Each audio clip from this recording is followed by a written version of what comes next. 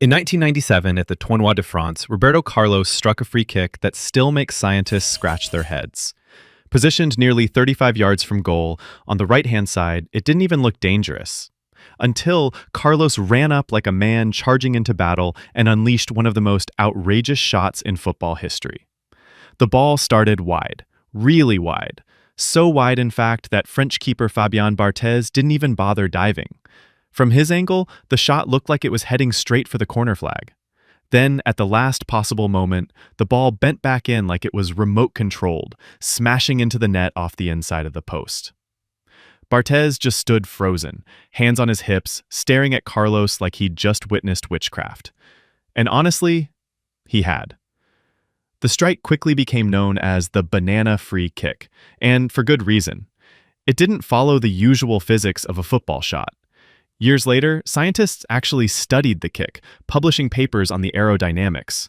Their conclusion? The ball's insane curve was down to the Magnus effect, a fancy way of saying spin makes the ball do weird things. What makes the goal even more ridiculous is that Carlos wasn't even aiming for the exact spot it ended up. By his own admission, he just tried to hit it as hard as possible with the outside of his boot. It was power plus chaos, and somehow it worked perfectly. To this day, commentators still bring it up whenever someone bends a free kick, and fans argue if it's the greatest strike ever. Others just laugh and say, physics stopped working for a second in 1997.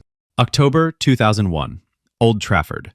England trailed Greece 2-1 in their final World Cup qualifier. With seconds left, England were about to miss out on automatic qualification for the 2002 World Cup. The atmosphere was tense, and the pressure on one man's shoulders couldn't have been heavier. David Beckham had carried England throughout the match. He was everywhere, chasing, tackling, crossing, taking almost every set piece. But as the game entered stoppage time, it looked like all his effort would count for nothing.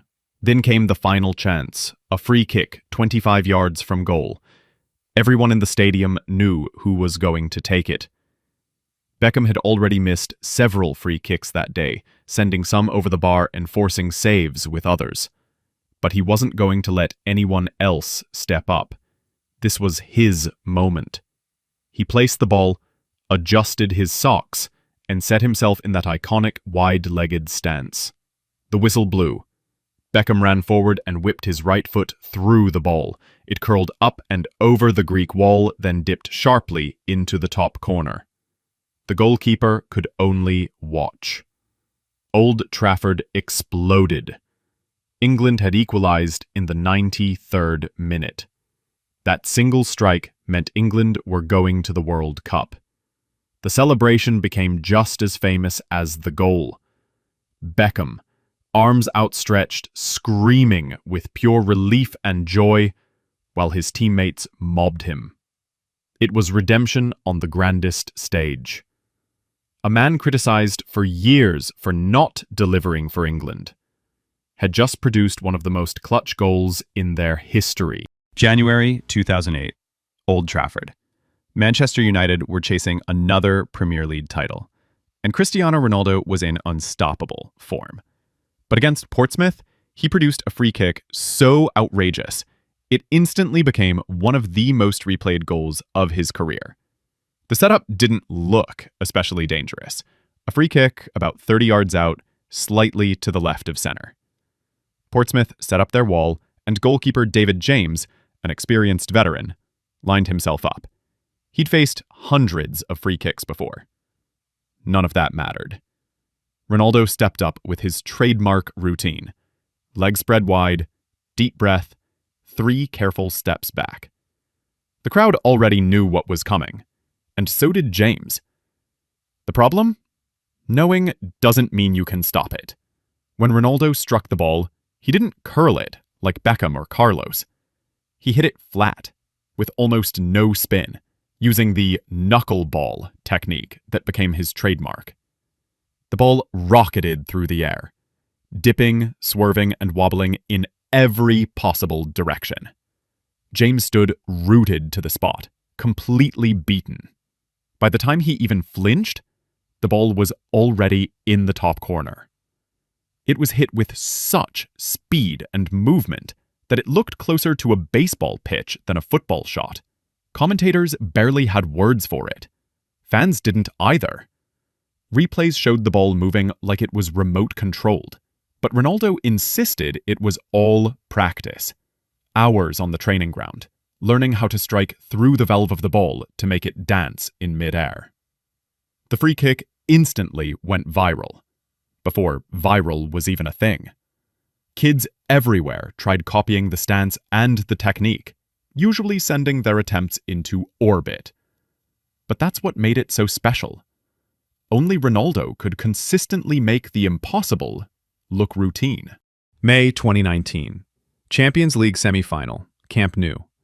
Barcelona led Liverpool 2-0 with 82 minutes gone. The game was already slipping away from Jurgen Klopp's side. But then, Lionel Messi added a moment so outrageous, it felt cruel. Luis Suarez had just been fouled about 35 yards from goal. The distance was ridiculous. The kind of range where most players would float in a cross and hope for a header. But Messi doesn't do most players. He placed the ball, stared at the wall, then at the goal, and you could almost feel the stadium holding its breath. Everyone knew he was going to shoot. The only question was, how? Messi took just a few steps, lifted his left foot, and struck the ball with the kind of precision that makes defenders question their career choices. It soared over the wall, dipped perfectly, and arrowed into the top corner. Alisson, one of the best goalkeepers in the world, didn't even move. He just stood frozen as the ball ripped past him. The Camp Nou erupted. Messi sprinted to the corner flag, arms out, face lit up with the kind of expression that said even he knew he'd just scored something special.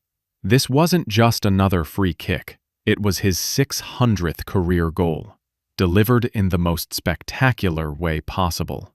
The strike instantly went viral, plastered on highlight reels across the globe. Commentators were stunned. Fans joked that Messi had turned a hopeless distance into a penalty kick. Even Klopp admitted afterward that it was unstoppable. When people talk about free kicks, one name always comes up: Juninho Pernambucano. The Brazilian midfielder didn't just score free kicks, he built an entire career around them. From the early 2000s with Lyon, Juninho developed a reputation as the most feared dead ball specialist in the world. The numbers tell the story. He scored 77 free kicks in his career, more than anyone else in modern football. Some players might hit one or two memorable ones across a decade. Juninho made it look routine, bending and blasting them in from every angle and distance. What made him so special was his technique. He mastered the knuckleball style before Cristiano Ronaldo ever popularized it. Instead of adding spin, Juninho struck the ball in a way that made it move unpredictably in the air. Dipping, swerving, wobbling, goalkeepers had no chance. They'd dive the wrong way, freeze on the spot, or end up flapping helplessly as the ball swerved mid-flight. One of his most famous came against Bayern Munich in the Champions League. From almost 40 yards out, Juninho smashed a free kick that swerved like a missile, leaving Oliver Kahn, a World Cup-winning goalkeeper, completely stranded. Another time, he curled one in from an absurd angle near the touchline, almost as if to prove that physics didn't apply to him. Even teammates admitted they were shocked.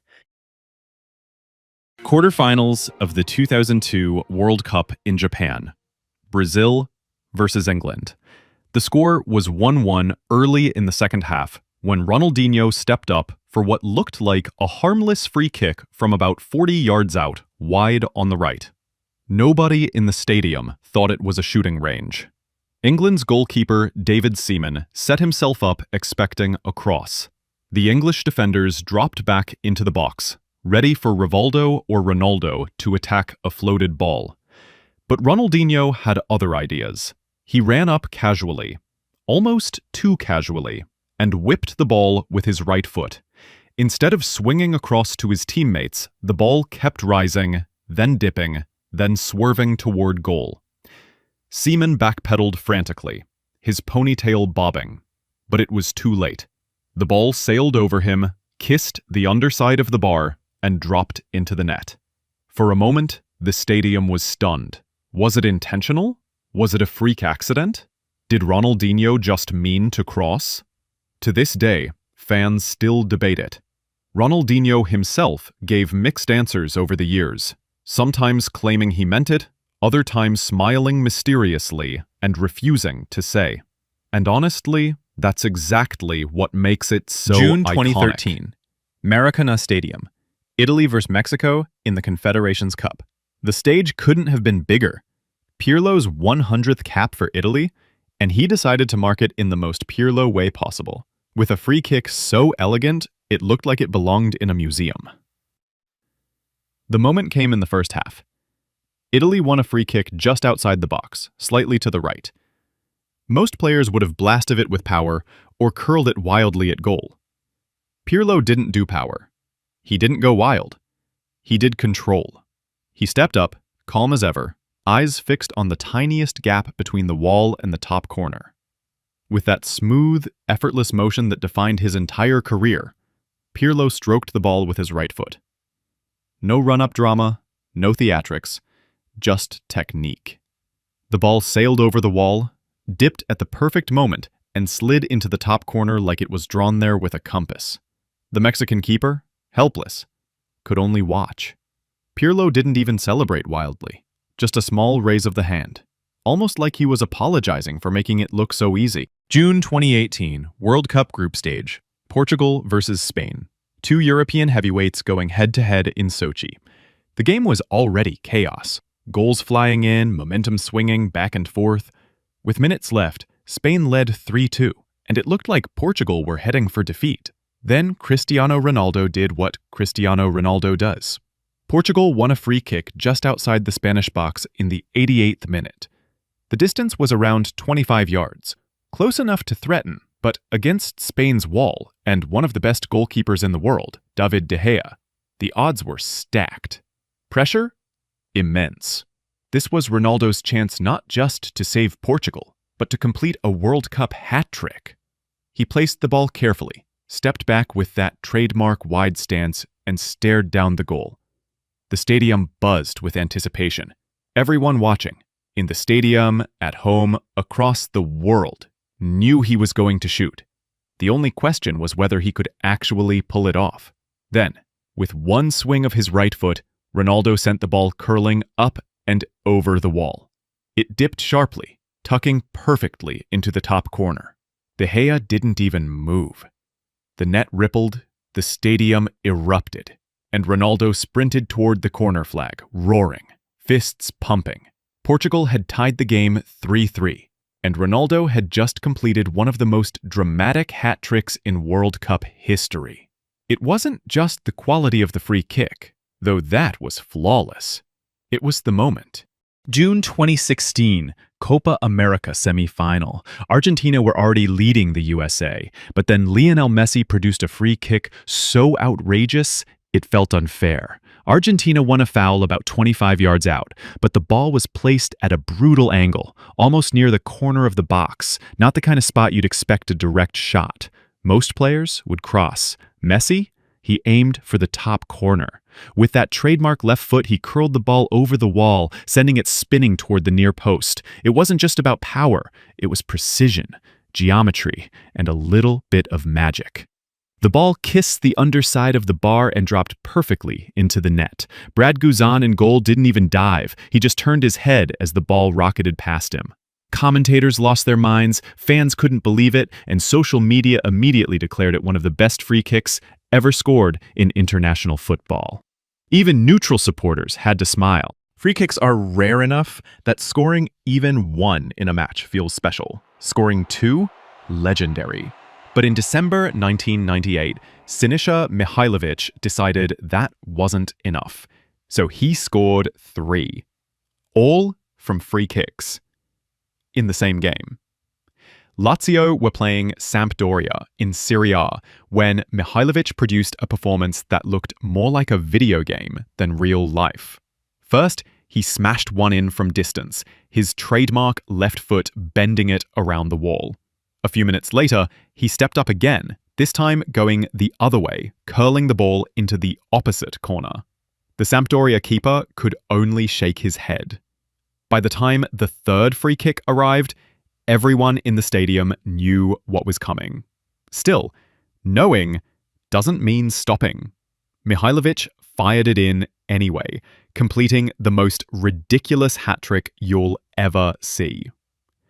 The Serbian defender was already feared for his dead ball ability, but this game cemented his legend. Opponents basically had to treat any foul in their own half as a penalty, because Mihailovic could score from anywhere. Before becoming a midfield engine at Inter Milan, Hakan Çalhanoğlu made his name in Germany as one of the deadliest free kick specialists in Europe. In fact, during his Bundesliga days with Hamburg and Bayer Leverkusen, he built a reputation for scoring from absurd distances, the kind of shots most players wouldn't even attempt. The most famous came in 2014 against Borussia Dortmund. Hamburg had a free kick nearly 40 yards from goal. Everyone expected a cross. Çalhanoğlu stepped up and blasted it directly instead. The ball swerved, dipped, and flew past Roman Weidenfeller before he even moved. The stadium erupted. Dortmund's keeper just stood, frozen, looking like he'd been tricked by physics itself. But it wasn't just a one-off. Çalhanoğlu kept producing these moments, consistently bending free kicks in ways that seemed unfair. Long range, short range, left side, right side, it didn't matter. His technique was clean, his confidence unshakable. For a while, he was the Bundesliga's ultimate "don't foul him anywhere" player. In the 1990s, Alessandro Del Piero became the face of Juventus, and part of his magic came from his ability to turn free kicks into pure art. While others relied on raw power, Del Piero was all about elegance. The slow run-up, the delicate strike, and that trademark curl into the top corner. He scored so many of these that Italian fans started calling it the goal alla Del Piero. The Del Piero goal. You knew what was coming, defenders knew what was coming, goalkeepers definitely knew what was coming, and yet, nobody could stop it.